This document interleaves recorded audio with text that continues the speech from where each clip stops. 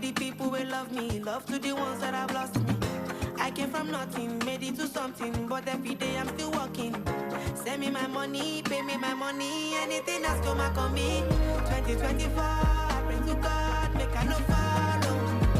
Emotion love, emotion ball, do I shop you? Don't know tomorrow, save me from sorrow. Running amok, nothing is, nothing is, nothing is, nothing is, nothing is, nothing is, nothing is. Honor, radio station full of integrity, respect and dignity. To Honor FM. Honor 10 FM. Aago méjìlá lù. This is Honor 103.5 FM. The time is 12 o'clock.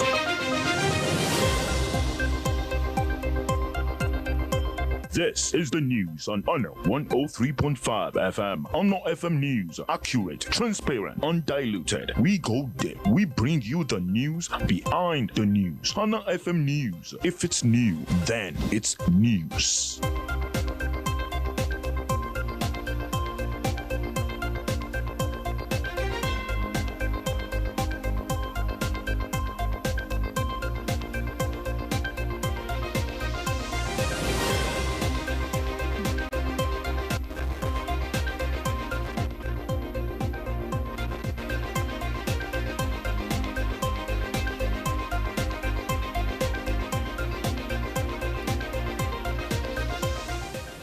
Good afternoon, welcome to the World News at Noon from Honor 103.5 FM. On the national news this afternoon, ASA rejects federal government's 35% pay rise offer.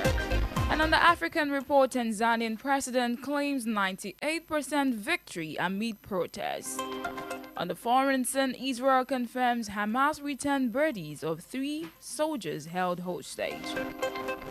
On the business report, federal government European Union signed 10.2 million euros deal to boost local drug production. And finally, in the sports story this afternoon, Dortmund to host Leverkusen as Bayern face Union Berlin.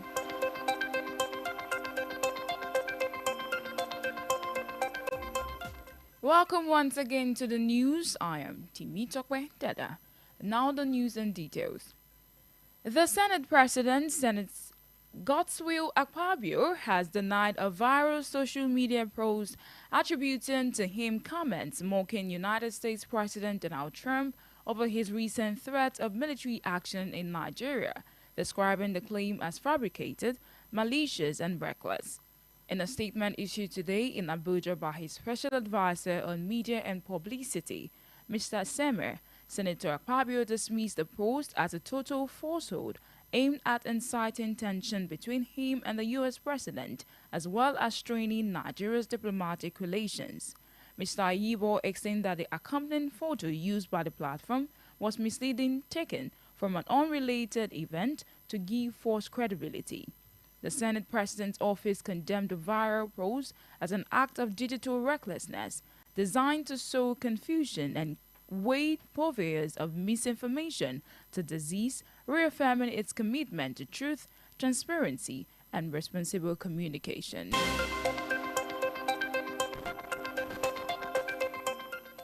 Also in the news this afternoon, troops of the 12th Brigade Nigerian Army Lokoja have rescued 2 kidnapped victims and recovered 3.8 million naira during an operation in Akigali Forest along the Itobe Adumu Ejule Road in Kogi State. The brigade spokesperson Lieutenant Hassan Abdullahi in a statement today said the rescue followed credible intelligence about a ransom delivery attempt, prompting troops to intercept the kidnappers who engaged them in a gun duel but fled after sustaining injuries. The Army reaffirmed its commitment to safeguarding lives and property, urging residents to support ongoing operations by providing timely and credible information to aid the fight against criminal activities in Nigeria.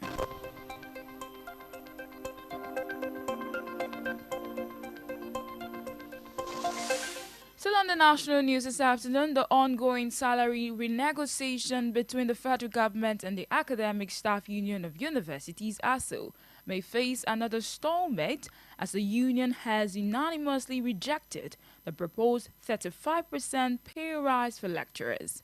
At its recent National Executive Council meeting in Abuja, all 89 ASU branches reportedly voted against the offer, reaffirming their demand for the full implementation of the salary structure recommended by the Professor Nimi Briggs-led Renegotiation Committee.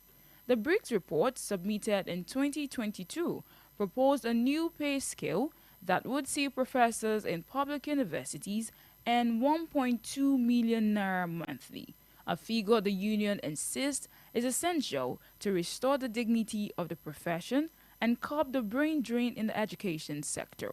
With the government yet to adopt the committee's recommendations and also rejecting the current offer, fears are mounting that negotiation could collapse, potentially triggering another round of industrial action across Nigerian public universities.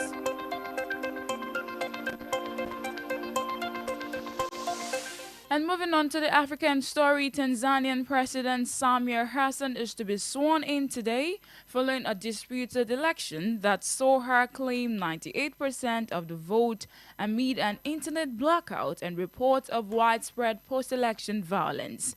The opposition party, which was barred from contesting, rejected the results as a sham and alleged that hundreds were killed during protests, though the figures remain unverified.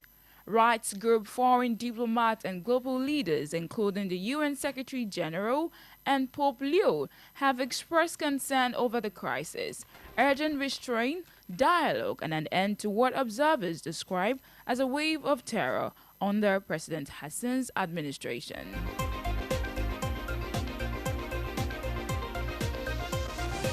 Moving on to the foreign scene coming from Israel this afternoon, Israel has confirmed the identities of 3 deceased hostages, Colonel Hamami, Captain Omar, and more, whose bodies were handed over by Hamas through the Red Cross in Gaza yesterday. This marks another grim development in the ongoing ceasefire deal. According to Israeli authorities, forensic examinations conducted at the National Center of Forensic Medicine confirms the identities of these officials, vowing to continue efforts to recover the remaining 8 dead hostages held hostage in Gaza, despite Hamas reported difficulty locating bodies.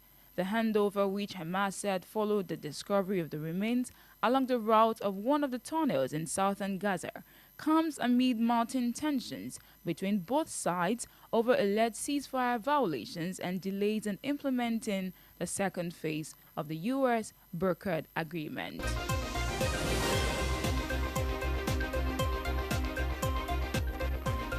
On the business report this afternoon, the federal government has signed a 10.2 million euro strategic partnership agreement with the European Union and France to boost Nigeria's pharmaceutical manufacturing capacity and strengthen local health systems. The initiative, announced under the EU's Global Gateway Manufacturing and Access to Vaccines, Medicines and Health Technologies Initiative, was detailed in a statement issued yesterday by the EU delegation to Nigeria. It seeks to expand local production of quality-assured medicines, improve access to essential health technologies, and promote innovation-driven research. The 10.2 million project, funded with 10 million euros from the EU and 200,000 euros from the French Ministry for Europe and Foreign Affairs, will run for 44 months. Speaking at the signing ceremony in Abuja, EU Ambassador Migmort and French Ambassador Mark reaffirmed their commitment to Nigeria's health sector, while NERD Director General Dr. Obi said the initiative highlights the power of strategic partnerships in developing a sustainable pharmaceutical ecosystem in Nigeria.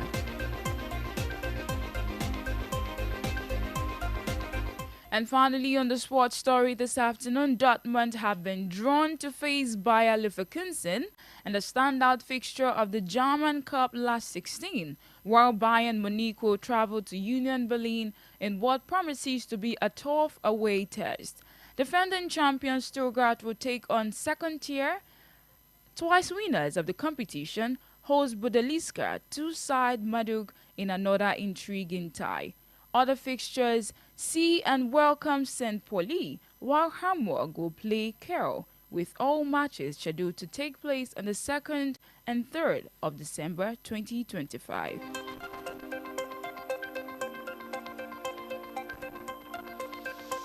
And with that, we have come to the end of the world news today from Honor 103.5 FM. Before we go, here is a recap of the main stories.